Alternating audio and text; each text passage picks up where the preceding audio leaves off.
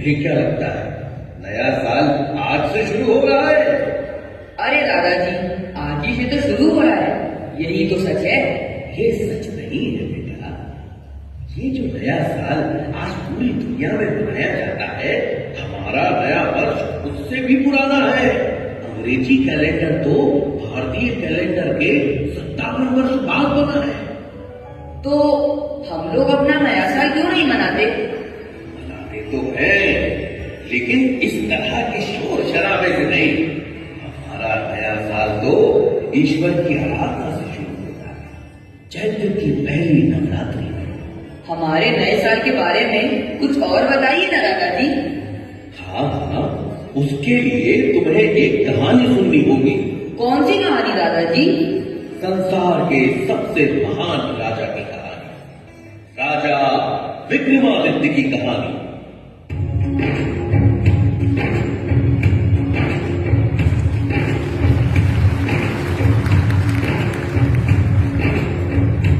भारत भूमि में मालवा देश के राजा थे गंधर्व से, शिव की कृपा से बालक उनके जन्मा विक्रम से।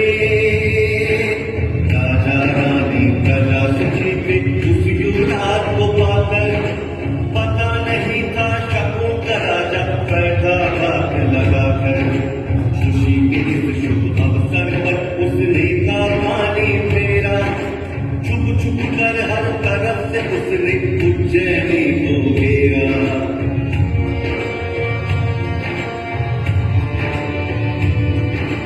रानी और बालक विक्रम को गुप्त मार्ग से भेजा, गंधर्व सेन ने संकट चढ़ पत्थर का किया कलेजा। शक राजा ने बाण और गंधर्व सेन का धमाका, चोर तेरे जीत गए थे मातृभूमि का खात्मा। चोर तेरे जीत गए थे मातृभूमि का खात्मा।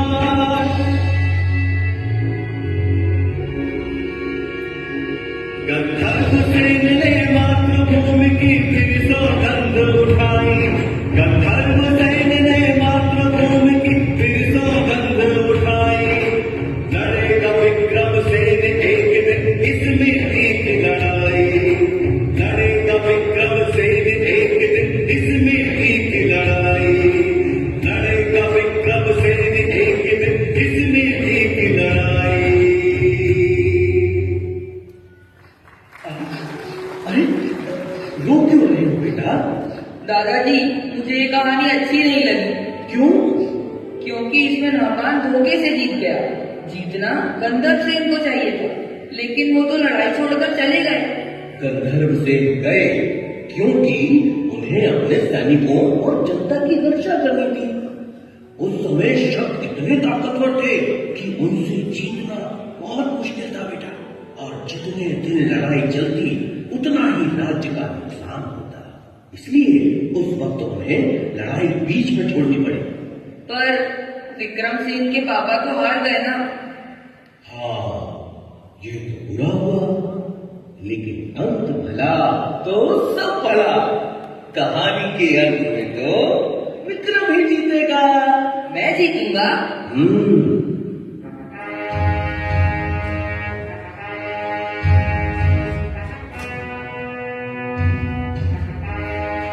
हाँ, तुम जीतोगे पुत्र, जीतोगे। तुम ही इस धरती को शक विहीन करोगे। अगर मेहमान ठीक से शासन चलाता तो मैं कभी राज्य की कामना नहीं करता, किंतु जनता ही उससे परेशान है। जनता के कष्ट हरना ही मेरा परम धर्म है। माँ, जब तक भारत भूमि को शकों से मुक्त न करा दूं, तब तक अन्न का एक दाना भी ग्रहण नहीं करूंगा। बेटा, तेरे विचार ठीक हैं, परंतु अन्न त्याग का हट ठीक नहीं है। हाँ युवराज, रानी जी ठीक कह रही है। आपकी तरह मैं भी बेचैन हूं अपनी मातृभूमि की मुक्ति के लिए। 20 वर्ष की प्रतीक्षा कम नहीं होती। इन 20 वर्षों में जनता ने बड़े कष्ट सहे। मालवा के महाराज और महारानी को छुप छुप कर वनों में रहना पड़ा। हम सब आपके बड़े होने की प्रतीक्षा कर रहे थे। हे मालवा नरेश, हम सबको आपके आदेश की प्रतीक्षा है। मालवा के नरेश तो स्वयं महाकाल है। हमारा वंश तो बस उन्हीं का सेवादार है। भगवान महाकाल मेरे स्वप्न में आए और उन्होंने आदेश दिया है कि अब अवंतिका को मुक्त कराने का समय आ गया है। ये तो शुभ संकेत है युवराज, किंतु हमारे पास सैनिक बहुत कम है। युद्ध में सेना की संख्या से अधिक उसका कौशल काम आता है। मैंने जो भैरव सेना तैयार की है उस पर महाकाल की कृपा है। इस भैरव सेना में ताकत और बुद्धि का सटीक मिश्रण है। हमें नहपान की सेनाओं की रसद रोकनी होगी। रसद की कमी से वो आपस में ही कट मरेंगे और सही अवसर देखकर हम आक्रमण करेंगे। किंतु ये छल तो नहीं कहलाएगा कुंवर? तब कहलाता है जब हम शत्रु पर पीछे से हमला करें। हम तो पहले उन्हें दुर्बल करेंगे, फिर सामने से हमला करेंगे। नहपान को संदेशा भिजवा दीजिए कि उसके पाप का घड़ा भर चुका है। किंतु सूचना मिलते ही वो सतर्क हो जाए। निश्चेत पर हमला कायरता है और विक्रम कायर नहीं। हाँ बेटा, हमले से पहले शत्रु को सचेत करना वीरता का लक्षण है। काश तुम्हारे भाई गिरधरी भी आज साथ होते। उन्होंने जन कल्याण के लिए ही वैराग्य धारण किया। उनकी साधना का बल मेरे साथ है। जय महाकाल, जय महाकाल।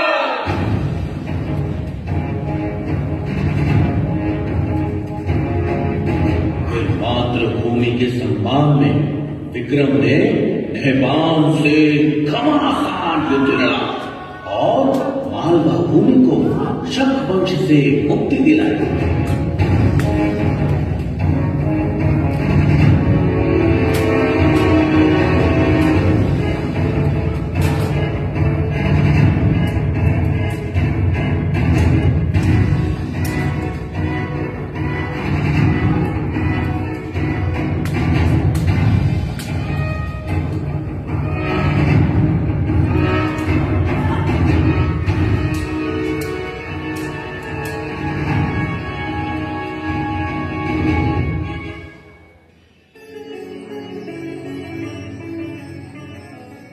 जिन शकों का सूर्य कभी नहीं डूबता था, आपने मालवा से उनका अंत कर दिया। अब आपको संपूर्ण भारत भूमि को शक मुक्त कराना है।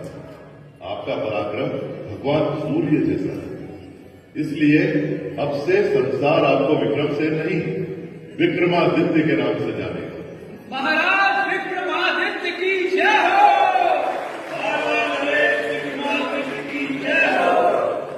महाराज, शकों की विधवाओं और बच्चों के लिए क्या आदेश है? ससम्मान विधवाओं के पुनर्वास की व्यवस्था की जाए और बच्चों की शिक्षा दीक्षा राजकोष से कराई जाए। अद्भुत, महान राजा का यही गुण है कि वो अपने संरक्षण में आने वाले सभी जीवों की रक्षा करे। आपने एक नए समय का सूत्रपात किया। आपकी अनुकंपा है गुरुदेव। अवश्य ही ये समय अपनी जड़ों की ओर लौटने का है। वैदिक परंपराओं की पुनर्स्थापना का है। कुलदेवी हरसिद्धि की कृपा से मैंने अपने नवरत्न पहचान लिए हैं। इन नवरत्नों की सहायता से मैं इस राज्य का संचालन करूंगा।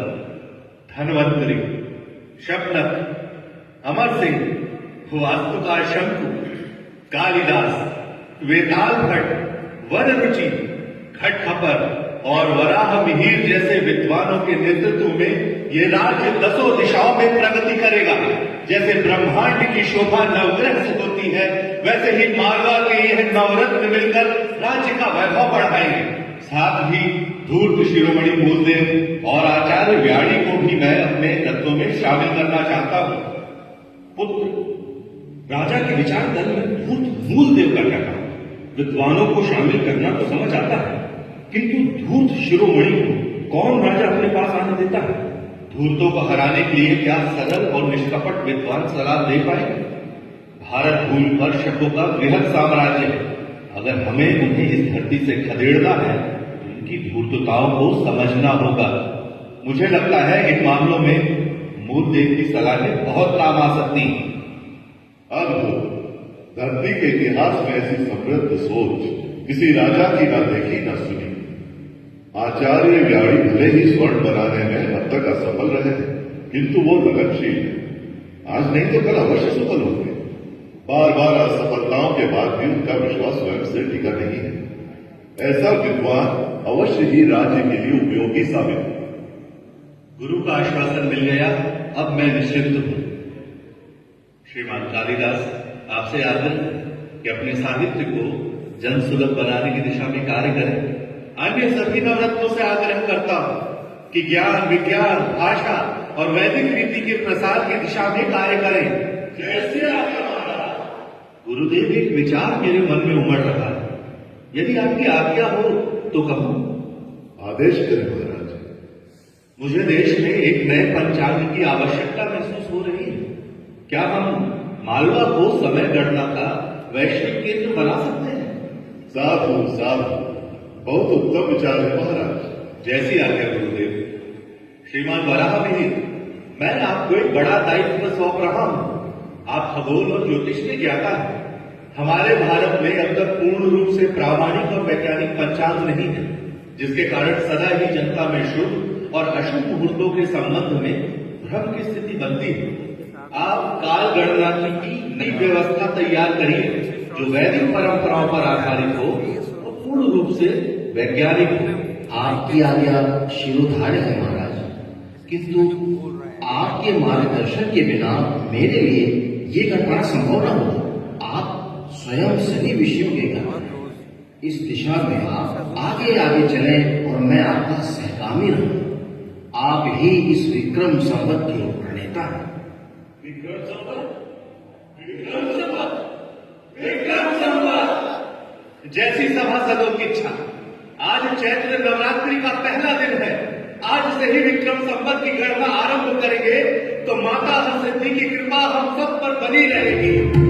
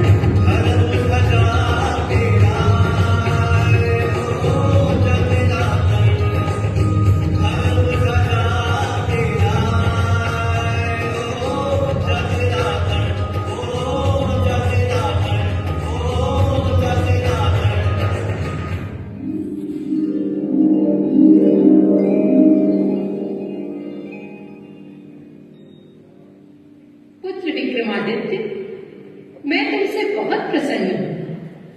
तुमने राजा बनते ही राज्य संचालन की दिशा में जैसा आमूलचूल परिवर्तन किया, उसके लिए तुम्हें अनेक आशीर्वाद देती हूं।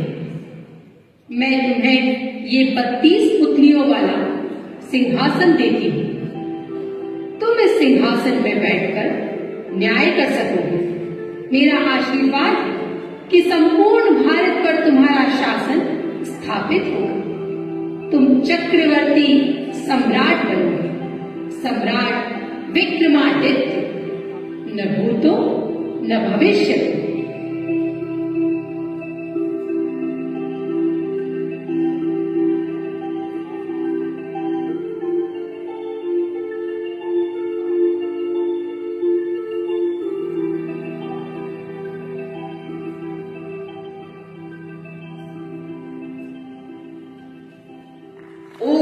तो आपने इसीलिए मेरा नाम निकाल रखा था, ताकि मैं भी उनकी तरह महान बन सकूं। हाँ, और नहीं तो क्या। जानते हो बेटा, उनके बाद 14 ऐसे राजा हुए जिन्हें विक्रमादित्य कहा गया।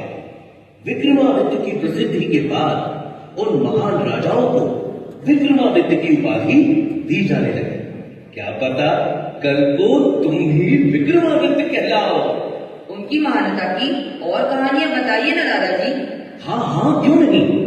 उनकी महानता पर जितना कहूं उतना ही कम है बेटा। उनका शासन सिर्फ भारत में नहीं, आज के अरब, ईरान, इराक और मिस्र तक उन्होंने कश्मीर की राजा की मृत्यु के बाद संकट में पड़े राज्य में सुशासन स्थापित किया। जानते हो बेटा, उन्होंने गांधार प्रांतों को शिक्षित करने के लिए वहां भी वेधशालाएं बनवाई। उनके सद्गुणों की चर्चा अनेक भाषाओं के ग्रंथों में मिलती है। उनकी अरब विजय का वर्णन अरबी कवि जरहाम किंदोई ने शायद उल में किया है। इस्तांबुल की प्रसिद्ध लाइब्रेरी मकतब सुल्तानिया में ये किताब है, जिसमें एक शिलालेख का जिक्र मिलता है। हाँ, ये रहा। बेटा, जरा उसका ये अंश तो पढ़ो।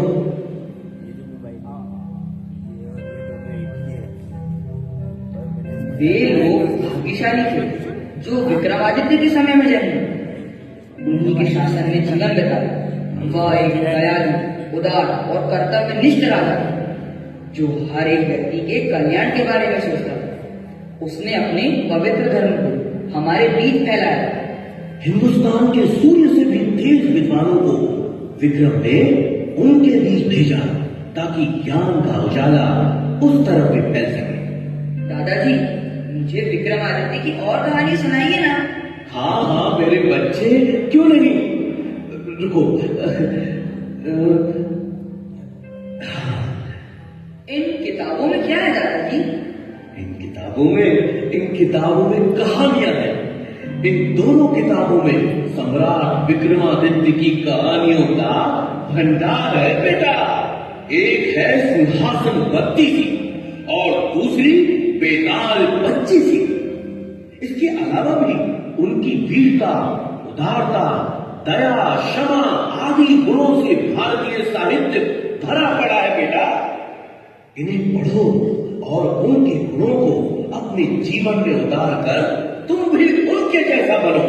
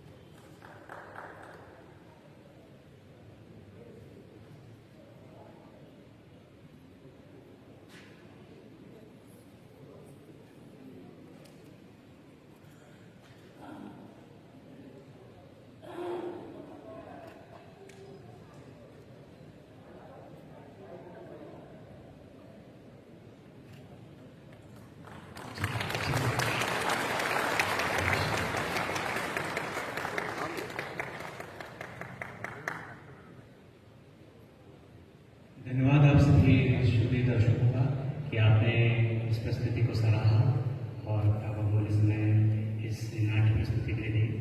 धन्यवाद करता हूँ मध्य प्रदेश शासन संस्कृति विभाग का, जिन्होंने हमें ये मौका दिया। जिला प्रशासन बैतूल का भी धन्यवाद करता हूँ, जिन्होंने हमें समय समय पर उपलब्धताएं दी, अनुदान सहयोग प्रदान किया। और आप सभी दर्शकों का पुनः धन्यवाद। और सभी मैं चाहता हूँ कि सभी जो कलाकार हैं वे भी अपना परिचय दे दें।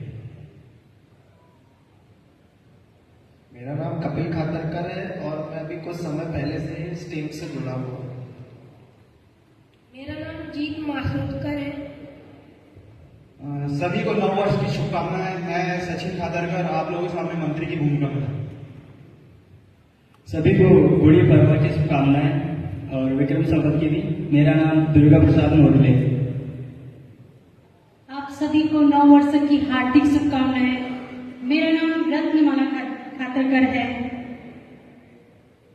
मेरा नाम ओजस मीरापुर है। आप सभी को मेरा नमस्कार। मेरा नाम साहिल खान। आप सभी को नववर्ष गुड़ी पड़वा की बहुत बहुत हार्दिक शुभकामनाएं, बधाइयां। मैं शिरीष कुमार सोनी। आप सभी को नमस्कार। मेरा नाम जय खातरकर है। जय हिंद। मेरा नाम शिवानी महोदय है।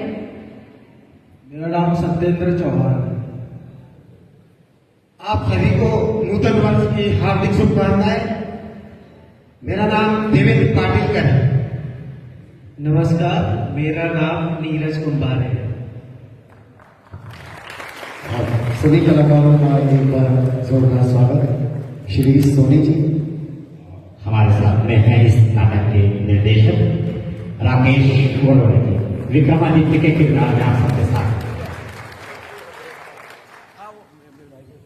और आज के कार्यक्रम के आभार प्रदर्शन के लिए मैं आदरणीय श्री सुबोध शर्मा सर से निवेदन